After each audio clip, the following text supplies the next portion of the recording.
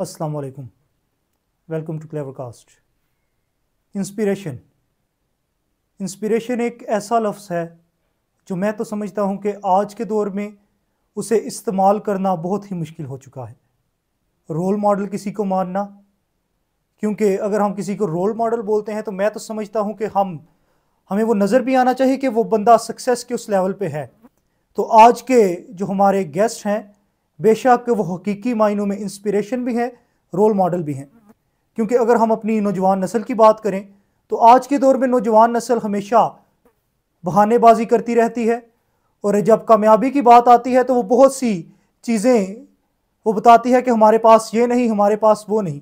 लेकिन आज मैं आपको एक ऐसे शख्स से मिलवाना चाहता हूँ कि जिन्होंने बहुत सी कमियों के बावजूद, मैं समझता हूँ कमियाँ नहीं, बहुत सी सलाहियतें उनके पास खुदा ने उससे बढ़कर दी हुई हैं। तो आज के जो हमारे चीफ गेस्ट हमारे साथ मौजूद हैं, सर जुनैद इकबाल, जिन्होंने एजुकेशन में भी बज़ाहिर एक बहुत अच्छी अचीवमेंट्स हासिल की हैं, जिन्होंने इकनॉमिक्स में एमफिल किया हुआ है और सोशल वर्क में भी काफ़ी ज़्यादा एक्टिव हैं। तो आइए हम उन्हीं से बात करते हैं।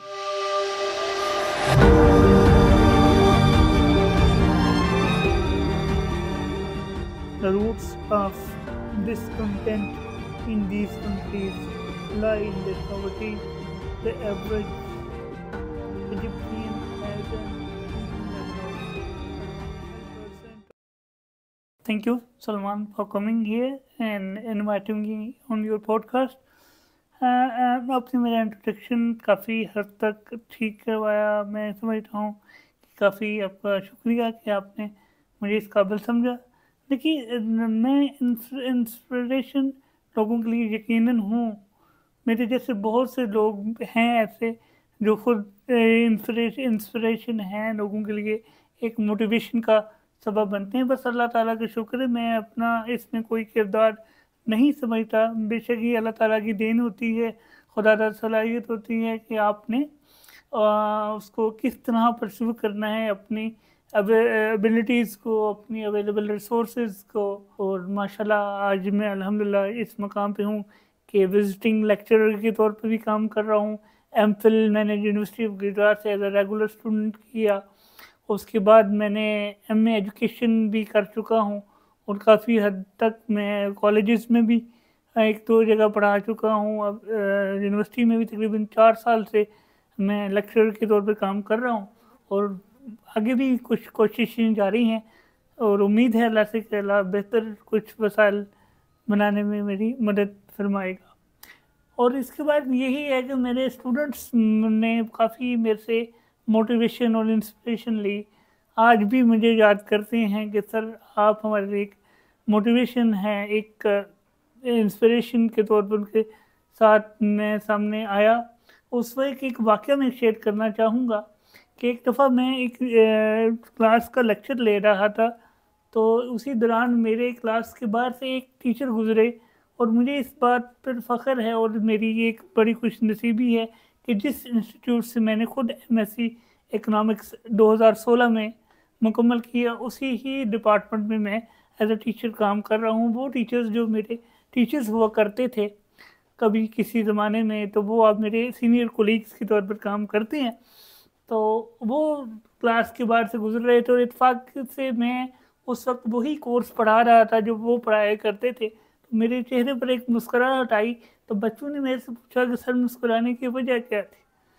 मैंने कहा मैं ये सोच रहा था कि आज से कुछ साल पहले ये सर जो यहाँ से गुजरे हैं वही ये कोर्स पढ़ाया करते थे, आज मैं वो कोर्स पढ़ा रहा हूँ। तो उस पर मेरे एक स्टूडेंट ने मुझसे कहा कि सर वक्त बदल जाता है। तो मैंने उसे एक जुमला कहा जो तमाम लोगों के लिए एक इंस्पिरेशन का वजह बन सकती है, गौर तलब जुमला है। मैंने उसे कहा कि वक्त बदलता नहीं, वक्त सिर्फ गुजरता है। वक्त को बदलना पड़ता है अपनी कोशिश से, अपनी मेहनत से। सर, एज यू सेड के MPhil indeed is not a very easy job, और जिस तरह आप बोल रहे हैं कि आपने as a regular student MPhil किया है, और मैं तो एजुकेशन भी बाद में मैंने की। जी जी। और सेकेंडली मैं पूछना चाहता हूँ कि indeed we are living in Pakistan, बहुत से लोग हैं जो आपको मोटिवेट करते हैं विद दिस डिसेबिलिटी कि आप इतना कुछ कर रहे हैं, वो आपके लिए बहुत सी सहूलतें भी प्रोवाइड करते हैं। तो मैं पूछना चाहता हूँ कि क्या कुछ ऐसे लोग भी आए जिन्होंने आपको डीमोटिवेट किया? I am not talking about specifying this person, I am talking about कि अगर वो पर्सन आपकी लाइफ में आए, उन्होंने आपको किस तरह डीमोटिवेट किया और आपने उसे किस तरह हैंडल किया? Because I think this is the most difficult job to handle such these conditions. Motivate करने वाले ऐसा जो बंदे तो मुझे नहीं मिले अल्हम्दुलिल्लाह। जो भी मेरा मुझे सपोर्ट करने वाला मिला, फैमिली से लेकर फ्रेंड्स तक, कोलीग्स तक, वो मेल फ्रेंड्स हों फीमेल्स हों, तो वो हमेशा से मुझे मोटिवेट करने वाले मिले, मुझे पुश करने वाले मिले। Yes you can do it, yes you can do it, हाँ तुम कर सकते होगे। देखिए सबसे पहली बात मैं करना चाहूँगा फैमिली की, क्योंकि आप स्टार्ट लेते हैं फैमिली से।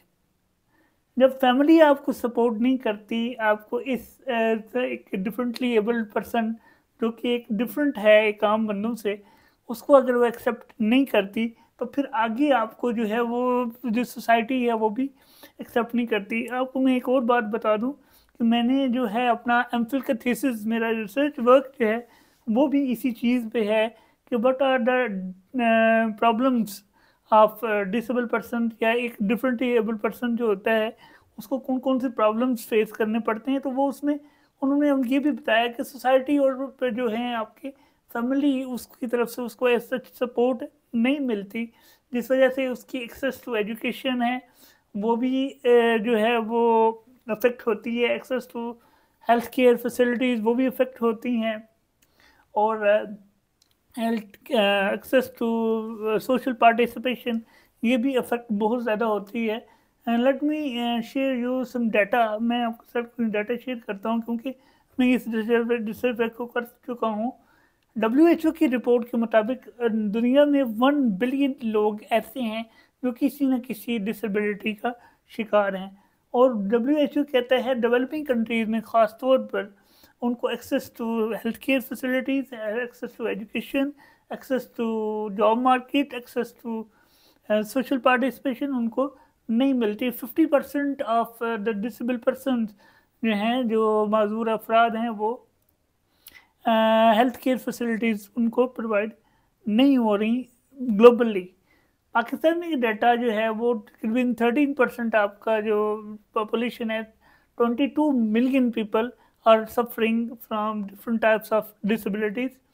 तो ये नंबर बहुत लार्ज है, बहुत से प्रॉब्लम्स हैं इसमें जो हमें फेस करने पड़ते हैं। तो मैं बात कर रहा था कि अब देखें अब फैमिली ने जब पहले मुझे एक्सेप्ट किया, आई हैव गॉन थ्रू, मैं बहुत से ऑपरेशन से 3 मेजर ऑपरेशंस 4-5 ऑपरेशंस मेरे हो चुके हैं, ऑपरेट हो चुके हैं। जिस तरह से मुझे सपोर्ट किया गया, जिस तरह से एक तो मेरी ये एक मुझे एज हासिल था कि मैं एक मेडिकल फैमिली से बिलोंग करता हूँ, तो वो मेडिकल फैसिलिटीज़ जो हैं वो आमतौर पर घर पे ही मुझे जो एक्सेस थी उनकी।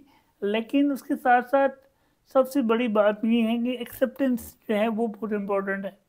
मैंने बहुत से लोग ऐसे देखे, मैंने मेरे साथ तो शुक्र अल्हम्दुलिल्लाह ऐसा नहीं हुआ, बहुत से बंदे ऐसे देखे हैं अपने इर्द गिर्द में सोसाइटी में, नॉट स्पेसिफाइंग एनीवन, लेकिन बहुत से अपने करीबी लोगों में देखा है कि वो इस चीज़ को एक्सेप्ट नहीं करते।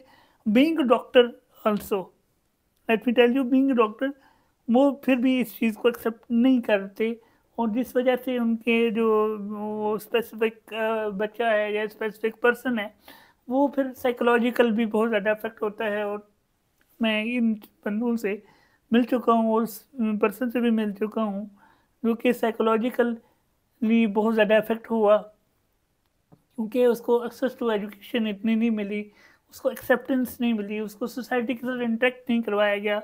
लेकिन I am very lucky enough कि my parents and my family took it seriously, and इन्होंने इंटरेक्शन मेरा जो है सोसाइटी के साथ ख़ास तौर पर वो रोका नहीं।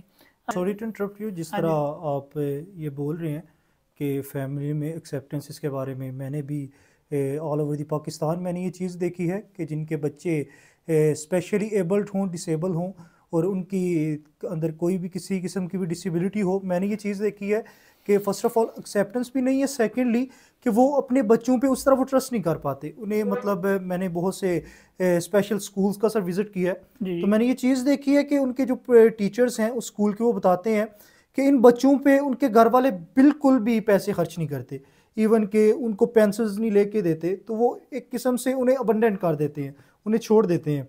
तो मैं चाहता हूँ कि आप उन पेरेंट्स के लिए भी कोई मैसेज दें, ठीक है, हमारे चैनल के ज़रिया से, कि अगर उनके बच्चों में किसी किस्म की डिसेबिलिटी है तो वो किस तरह उन्हें मोटिवेट करें, ताकि वो भी आज जिस स्टेज पे आप हैं, जिस लेवल पे आप खड़े हैं, वो भी इस लेवल पे पहुंच सकें। देखिए, एक्सेप्टेंस ज़रूरी है उनके लिए, उनकी क्वालिटीज़ और उनकी एबिलिटीज़ को आपने ये सर्च करना है कि उनके अंदर एक कौन सी एबिलिटीज़ हैं। देखिए, खुदा जब एक दरवाज़ा, हमने बड़ी दफ़ा सुना है और बहुत हद तक ये बात, बल्कि बहुत हद तक नहीं, कम्प्लीटली ये बात ठीक है कि एक दरवाज़ा अगर बंद हो जाए तो 10 दरवाजे और खुल जाते हैं। देखिए, कुछ बंदे आपने देखा होगा, अगर आप गौर करेंगे, अगर हम विजुअल इम्पेयरमेंट की बात करते हैं, जो ब्लाइंड पर्सनस होते हैं, उनकी आपने देखा होगा हीयरिंग पावर बहुत ज़्यादा स्ट्रांग होती है, उनकी मेमोरी बहुत ज़्यादा स्ट्रांग होती है। दैट्स एक राइट। आम पर्सन से, नॉर्मल पर्सन से काफ़ी हद तक ज़्यादा उनकी मेमोरी और उनकी हीयरिंग पावर जो है वो स्ट्रांग होती है। तो और उन बिल्कुल चीज़ सर को, ऐसा ही है, मैं एक लड़के को जानता हूँ कराची से है, जी जोशवा जी नाम है उसका, वो ब्लाइंड है और वो तकरीबन 5 से 6 म्यूजिकल इंस्ट्रूमेंट्स प्ले करता है। जी जी हाँ जी, तो ये एक बहुत बड़ी बात है और इसी चीज़ की वजह से उसकी एक बहुत बड़ी रिस्पेक्ट है उस जी जी जगह में। जी जी तो यही चीज़ है कि जब फैमिलीज़ अपने बच्चों पे ट्रस्ट करना शुरू करती हैं, उन्हें मोटिवेट करती हैं, क्योंकि अगर हर तरफ से मैं कहता हूँ लोग उन्हें डीमोटिवेट कर रहे हैं, हर कोई उन्हें स्पेशली ट्रीट कर रहा है, तो अगर कोई बंदा है उस तरह वो उन्हें उस वे में ट्रीट करे, तो मैं समझता हूँ कि वो एक बड़ा अच्छा है। तो इन शॉर्ट वर्ड मैं चाहता हूँ कि आप अगर कोई मैसेज दे दें उन पेरेंट्स के लिए स्पेसिफिकली, कि मतलब वो किस तरह, इस तरह की अगर सिचुएशन आई है, ठीक है, खुदा ने उनकी ज़िंदगी में ये चीज़ रखी है, तो किस तरह वो अपने बच्चों को वो मोटिवेट कर सकते हैं, किस तरह वो उन्हें आगे बढ़ने के लिए कर सकते हैं। देखिए, उनके पहले तो बात की शुक्र करें और गिला ना करें। शुक्र से आपकी इंशाल्लाह बरकतें आपको नसीब होंगी। तो शुक्र करने के बाद अल्लाह ताला से दुआ करें कि अल्लाह ताला उनको ये तौफीक दे कि उनकी वे जो बच्चों की एबिलिटीज़ हैं, जो उनकी सलाहियतें हैं, उनको ढूंढने और उनको निखारने की तौफीक अता फरमाए। तो उन पे इन्वेस्ट करें, ख़ासतौर पर एजुकेशन जो है, ख़ासतौर पर एजुकेशन में आप अगर फोकस करेंगे तो बहुत ज़्यादा मसाइल का सामना आपको नहीं करना पड़ेगा, बहुत से मसाइल आपके हल हो जाएंगे। और आजकल के दौर में, डिजिटल दौर में, you are not suppose to go anywhere, और यू कैन यूज़ इंटरनेट। आप इंटरनेट का इस्तेमाल कर सकते हैं, यूट्यूब का इस्तेमाल कर सकते हैं, ऑनलाइन क्लासेस का इस्तेमाल कर सकते हैं। और बहुत से कोर्सेज ऐसे हैं, गवर्नमेंट ऑफ पाकिस्तान ने, गवर्नमेंट ऑफ पंजाब शुरू करती आ रही है हमेशा से, और मुख्तलिफ अदवार में, कि वो मुख्तलिफ उसको, अगर फ़र्ज़ करें, अगर वो थोड़ा सा मेंटली भी, अगर वो थोड़ा सा प्रॉब्लम है उसको, अगर वो तैयारी नहीं कर पाता या मेमोराइज चीज़ों को नहीं कर पाता, तो उनको स्किल्स की तरफ लेके जाएं। स्किल, क्योंकि असल गेम आजकल स्किल की है। जिसके पास स्किल है उसके पास सब कुछ है, जिसके पास स्किल नहीं है वो खाली डिग्रीज लेके जो है वो, उसको कोई फ़ायदा नहीं होने वाला। तो स्किल सेटअप और स्किल जो है लर्निंग बहुत इंपॉर्टेंट है, चाहे वो नॉर्मल पर्सन है, चाहे वो एक स्पेशल पर्सन है। तो उनके लिए स्किल्स जो है वो आप उनकी इम्प्रूवमेंट के लिए, स्किल लर्निंग के लिए कोशिश करें, तो वो बहुत हद तक उनके लिए मोटिवेशन बहुत हद तक फ़ायदेमंद हो सकता है। Thank you very much sir, और मुझे उम्मीद है कि आपका ये ज़बरदस्त मैसेज लोगों तक पहुंच चुका है।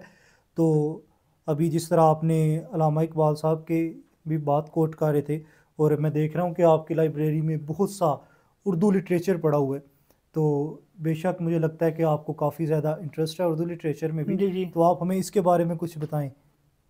देखिए, उर्दू लिटरेचर की लिहाज से अगर हम बात करें, तो उर्दू लिटरेचर और उर्दू और शेर व अदब से जो मेरा लगाव है वो मेरी अम्मी से मुझे मिला, और काफ़ी हद तक जो है वो मैं शेर व शायरी से लगाव रखता हूँ। हाँ, शेर व शायरी करता नहीं हूँ, पढ़ना और उसको सुनना काफ़ी हद तक मुझे पसंद है। लेकिन अनफॉर्चुनेटली कह सकते हैं आपके बातें, खासतौर पर 3-4 साल से जब उसका एम फिल में अपना सर दिया है, तब तक वो शेर व शायरी जो है उसकी मेमोरी जो वो भी काफ़ी हद तक कम हो चुकी है। लेकिन फिर भी अब मैं जब भी मौका मिलता है तो ये लिटरेचर और जो है पोइट्री वगैरह से काफ़ी लगाव रखता हूँ और पढ़ने की कोशिश करता रहता हूँ और पढ़ता रहता हूँ, शेयर भी करता रहता हूँ सोशल मीडिया पे। और मेरे जो फॉलोअर्स और सॉरी फ्रेंड्स हैं फेसबुक पे, वो अक्सर लोग देखते रहते हैं कि मैं पोइट्री, उर्दू पोइट्री काफ़ी हद तक शेयर करता हूँ। सर जैसे कि मैं ये एक बुक देख रहा हूँ आपके सामने पड़ी हुई है, वाई नेशंस फेल। तो मैं इसी से, जैसे कि आपने अपनी एजुकेशन के बारे में भी बताया कि आपने इकोनॉमिक्स में एमफिल किया है, तो मैं इकोनॉमिक्स का एक क्वेश्चन पूछना चाहूँगा कि अगर आप पाकिस्तान की बात करें तो हमारी जो इकॉनमी है इस टाइम में बहुत क्राइसिस का सामना कर रही है। तो ये आप क्या समझते हैं कि ये किन वजूहात से हैं और इसका हल क्या है? हाँ जी, बहुत अच्छा सवाल किया और बहुत बर्निंग क्वेश्चन है आजकल के दौर के लिहाज से अगर देखा जाए। और ये जो आप बुक देख रहे हैं, ये बेसिकली बिल्कुल ट्रूली जो है रिप्रेजेंट करती है आपकी पाकिस्तान के सिचुएशंस को, पाकिस्तान की खासतौर पर डेवलपिंग नेशंस की जो सिचुएशन है आजकल।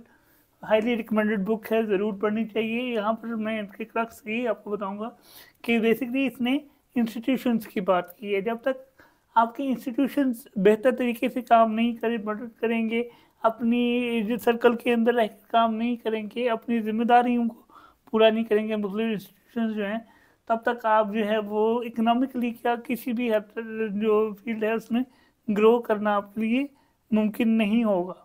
लिहाजा इंस्टीट्यूशंस के बेहतर बनाने की कोशिश है की ज़रूरत है, अपने जो है गोल्स उनके जो हैं उन पर फोकस करने की ज़रूरत है। और जो इंस्टीट्यूशन अपने जो सर्कल के अंदर या काम करता रहेगा तो वो बेहतर परफॉर्म करेगा, तो एज अ होल नेशन का भी जो है फ़ायदा होगा। जो नेशन फेल हुई हैं वो ये हैं कि उनके जो स्पेसिफिक इंस्टीट्यूशन है, इकोनॉमिक इंस्टीट्यूशन हो गए, पॉलिटिकल इंस्टीट्यूशन हो गए, या दूसरे इंस्टीट्यूशन जो हैं, वो जब तक अपनी अपनी जिम्मेदारियों को पूरी तरह से पूरा नहीं करेंगे तब तक आप डेवलपमेंट की तरफ या इकोनॉमिक ग्रोथ की तरफ नहीं जा सकते आप। Sir specifically talking about Pakistan, जी जी। कि अगर हम पाकिस्तान की बात करें इस इकोनॉमिक कंडीशन की, मैं अपना क्वेश्चन रिपीट करूंगा कि ये जो इकोनॉमिक क्राइसिस हैं, ठीक है, इनकी वजूहात क्या हैं और इनका हल किस तरह से हो सकता है? आप स्पेसिफिकली अगर पाकिस्तान के बारे में हाँ जी, बता दें। पाकिस्तान की बात करते हैं। पाकिस्तान में फ़िलहाल इन्फ्लेशन रेट जो है तकरीबन आपका 25% टू 30% के दरमियान चल रहा है। इसकी बहुत सी वजूहात हैं। आपकी जो फिजिकल और इकोनॉमिक पॉलिसीज़ हैं, यानी कि गवर्नमेंट जो पॉलिसीज़ बनाती है उनको हम फिजिकल पॉलिसीज़ कहते हैं, जिसमें अपना बजट सेट करती है, वो अपने एक्सपेंडिचर्स को सेट करती है, अपनी इनकम्स को जनरेट करती है। तो इन जो है आपकी फिजिकल पॉलिसीज़ हैं उनमें आपको मसाइल का सामना है। आपकी जो इंपोर्ट एक्सपोर्ट है उनके अंदर आपको मसाइल का सामना है। यू कैन इमेजिन कि 42 बिलियन डॉलर तकरीबन आपको डेफिसिट है अपनी ट्रेड साइड पे, जिसको आपको बेहतर बनाने की ज़रूरत है। आपको अपनी इंपोर्ट्स को कम करना है और एक्सपोर्ट्स को बढ़ाना है, अपनी एक्सपोर्ट्स की क्वालिटी को बेहतर बनाना है। और उसके बाद एक जो है बहुत इम्पोर्टेंट पॉइंट ये है कि अपने अगर रिसोर्सेज पर आप रिलाई करेंगे तो आपके लिए ज़्यादा बेहतर मौके होंगे कि आप इकोनॉमिकली ग्रो करें। कि अगर आपने इन्वेस्टमेंट को बढ़ाना है तो हमें फिर इंटरेस्ट रेट को कम करना पड़ेगा, अपने इन्वेस्टर को मोटिवेट करना पड़ेगा, उनको इनिशिएटिव देने पड़ेंगे, फॉरेन इन्वेस्टमेंट को हमें इनिशिएटिव देना पड़ेगा। जैसे ईरान का एक बहुत अच्छा दौरा पिछले दिनों हुआ है कि ईरान ने $10 बिलियन की इन्वेस्टमेंट का जो है वो इरादा जाहिर किया है। लेट्स सी कि वो $10 बिलियन का अगर बाकी इन्वेस्टमेंट फॉरेन इन्वेस्टमेंट हो जाती है तो काफ़ी हद तक पाकिस्तानी इकॉनमी में बेहतरी आने की उम्मीद है। गो कि अगर अमेरिका इस इसमें इंटरफेयर ना करे। रात को ही मैं एक खबर सुन रहा था, अमेरिका ने दबे अल्फाज में आपको मजम्मत कर दी है कि ईरान के साथ आप ट्रेड करने की कोशिश ना करें, क्योंकि ईरान इस वक्त जो है वो एक जंग की सूरत हाल में है इसराइल के साथ, जिसने बहुत ज़्यादा अफेक्ट किया है पूरी दुनिया को। क्योंकि ईरान एक ऑयल प्रोड्यूसिंग कंट्री है, तो उस वजह से जब ऑयल की प्रोडक्शन कम होगी तो पूरी दुनिया में इन्फ्लेशन जो है वो ऑटोमेटिकली बढ़ती है। तो मैं आपसे पूछना चाहता हूँ कि इसके बाद आप कौन सी अचीवमेंट्स ऐसी हैं जिनकी तरफ आप गामजन हैं और जिन्हें आप हासिल करना चाहते हैं? See, I am trying to put something for my nation. I want to give back to my nation. मैं ये चाहता हूँ कि जो कुछ मेरे पास है वो मेरे नेशन को अपने लोगों को पहुंचा सकूं, और जिस हद तक पहुंचा सकूंगा वही बेहतर मेरे लिए, वही मेरी अचीवमेंट होगी। अचीवमेंट एक स्पेसिफिकाई आप नहीं कर सकते। एक्चुअली अचीवमेंट्स का पता आपको तब लगता है आपके दुनिया से जाने के बाद कि आपके अचीवमेंट कहाँ हैं। पहले तो हम सिर्फ कोशिश कर रहे हैं। तो लेट्स सी कि मैं किस हद तक कामयाब हो पाता हूँ अपने अचीवमेंट्स में, और किस हद तक अपने नेशन को, अपने लोगों को गिव बैक कर पाता हूँ। जो अगर मेरी मोटिवेशन से कोई सक्सेसफुल होता है, या मेरे स्टूडेंट्स जो हैं अब एमफिल भी कर रहे हैं, अगर वो कल पीएचडी भी करेंगे, तो जो आगे आगे वो प्रोडक्शन करेंगे तो वही मेरी अचीवमेंट में भी शामिल होगा। जो मेरे आगे आने वाले जो शागिर्द हैं, अगर वो सोसाइटी को गिव बैक करते हैं तो वो एक मेरी अचीवमेंट ही मैं इसको समझूंगा। Sir, अभी तो मैं एक लर्निंग प्रोसेस में हूँ, to be honest. thank you very much, sir, for your kind opinions, and we are wishing you best of luck thank you. for the more brighter future. तो ये थे आज के हमारे गेस्ट मिस्टर जुनैद इकबाल। तो हम इसी तरह कोशिश करेंगे कि हम और बहुत से आपको शख्सियात से मिलाते रहेंगे। तो मैं एंड पे यही बोलना चाहूँगा, stay tuned with us guys and do subscribe, comment and like our channel. Thank you very much.